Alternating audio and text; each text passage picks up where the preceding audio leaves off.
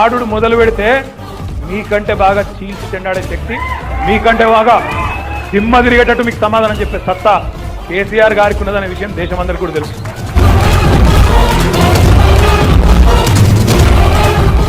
नमस्कार साथियों, जय हिंद जय भारत। साल 2023 में 9 राज्यों में विधानसभा के चुनाव होने वाले हैं, जिसमें मेघालय, त्रिपुरा और नागालैंड के चुनाव हो चुके हैं और कर्नाटक के विधानसभा के चुनाव को अब चंद दिनों की देरी है। ऐसे में कर्नाटक की 224 विधानसभा की सीटों पर जीत दर्ज करने के लिए कांग्रेस और भारतीय जनता पार्टी के बीच में इन दिनों होड़ मची हुई नजर आ रही है। कर्नाटक का चुनावी बिगुल फूंकने से पहले दूसरा ओपिनियन पोल जारी हो चुका है, जिसमें कर्नाटक की जनता किस पार्टी का साथ देने वाली है और अगले 5 सालों के लिए कर्नाटक में किस पार्टी की सरकार बनने जा रही है, इन तमाम सवालों के जवाब इस वीडियो के माध्यम से मिल जाने वाले हैं। तो वीडियो को पूरा देखना बिल्कुल ना भूले। कर्नाटक विधानसभा चुनाव 2023 के तारीखों की घोषणा के बाद दूसरा सबसे बड़ा सर्वे सामने आ चुका है, जिसमें जो नतीजे सामने आ रहे हैं बेहद ही चौंका देने वाले हैं। पोल के नतीजों की बात करें तो कर्नाटक की तस्वीर काफी हद तक साफ होती नजर आ रही है। कर्नाटक विधानसभा चुनाव में ओपिनियन पोल के नतीजों को देखें तो कांग्रेस के लिए ये नतीजे सकारात्मक दिखते हुए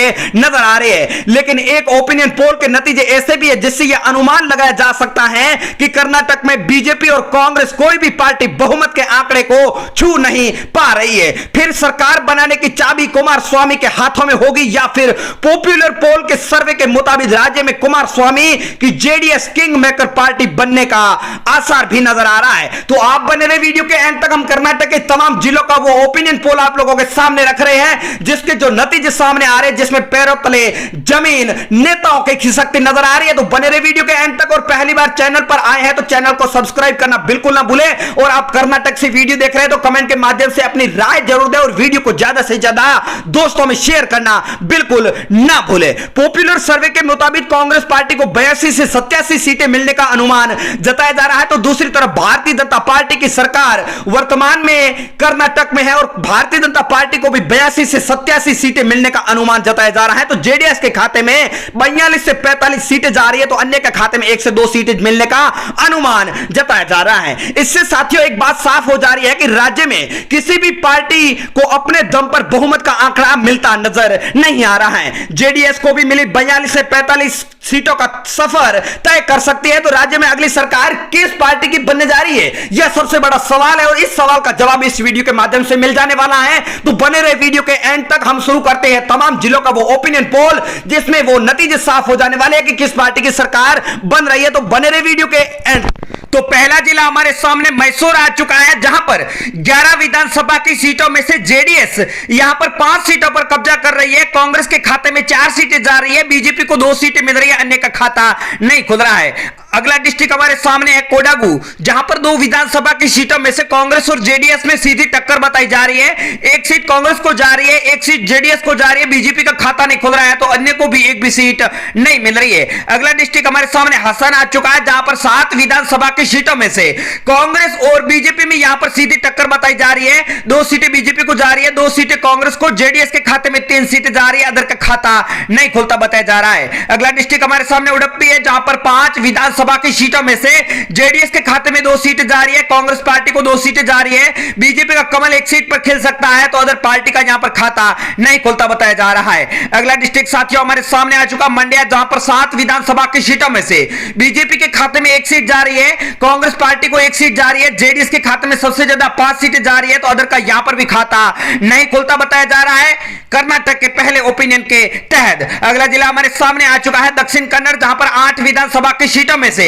जेडीएस को 4 सीटें मिल रही है, कांग्रेस पार्टी को 3 सीटें जा रही है, बीजेपी के खाते में 1 सीट जा रही है, अदर पार्टी का यहां पर खाता नहीं खुल सकता है। अगला डिस्ट्रिक्ट साथियों हमारे सामने आ चुका है चिकमंगलुर, जहां पर 5 विधानसभा की सीटों में से बीजेपी का कमल 1 सीट पर खिल सकता है, कांग्रेस 2 सीटों पर कब्जा कर सकती है, जेडीएस के खाते में 2 सीटें जा सकती है, अदर का यहां पर खाता चिकमंगलुर के अंदर नहीं खुलता हुआ बताया जा रहा है। अगला जिला हमारे सामने चामराजनगर आ चुका है, जहां पर 4 विधानसभा की सीटों में से बीजेपी का कमल 1 सीट पर खिल सकता है, कांग्रेस के खाते में भी 1 सीट जा सकती है, जेडीएस को सबसे ज्यादा है 2 सीटें मिल सकती है तो अदर का यहां पर खाता नहीं खुल सकता है। अगला डिस्ट्रिक्ट हमारे सामने आ चुका है बेलगाम, जहां पर 18 विधानसभा की सीटों में से बीजेपी को 7 सीटें मिल रही है, कांग्रेस पार्टी को 8 सीटें मिल रही है, जेडीएस के खाते में 2 सीटें जा रही है तो अदर के खाते में 1 सीट जाने का अनुमान जताया जा रहा है। अगला जिला साथियों हमारे सामने आ चुका है बेल्लारी, जहां पर 9 विधानसभा की सीटों में से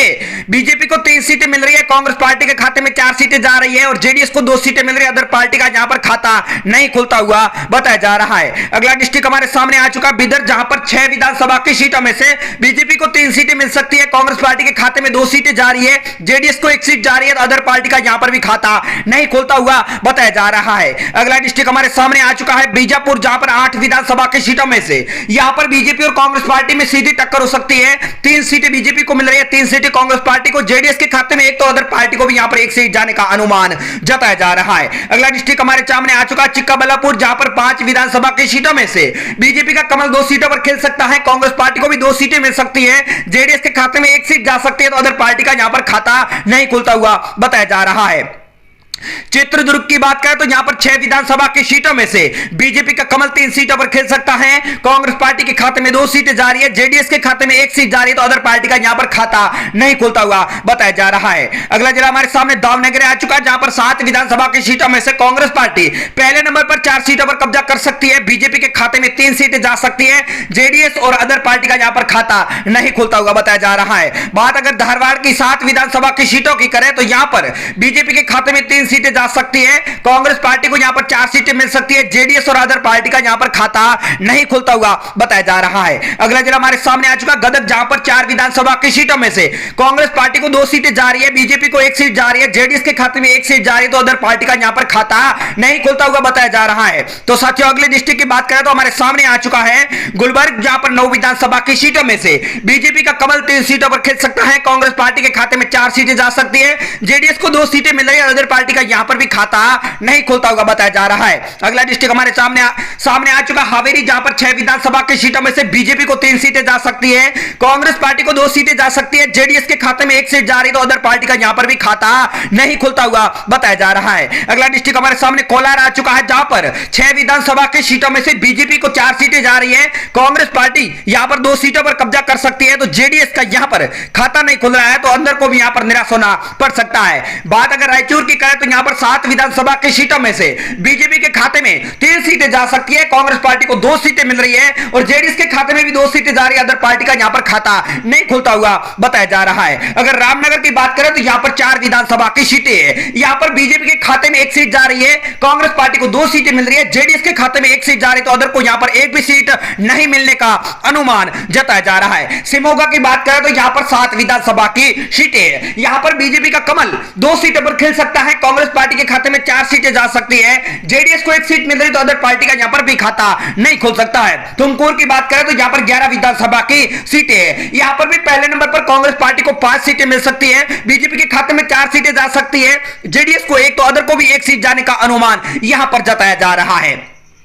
बात अगर उत्तर कन्नड़ की करें तो यहां पर 6 विधानसभा की सीटों में से बीजेपी का कमल 3 सीटों पर खेल सकता है, कांग्रेस पार्टी को 2 सीटें जा सकती है, जेडीएस के खाते में 1 सीट जा रही है तो अदर पार्टी का यहां पर भी खाता नहीं खुलता हुआ बताया जा रहा है। बात अगर यादगीर की 4 विधानसभा की सीटों की करें तो यहां पर बीजेपी के खाते में 1 सीट जा सकती है, कांग्रेस पार्टी को 2 सीटें मिल रही है, जेडीएस के खाते में 1 सीट जा रही है तो अदर का यहां पर खाता नहीं खुलता हुआ बताया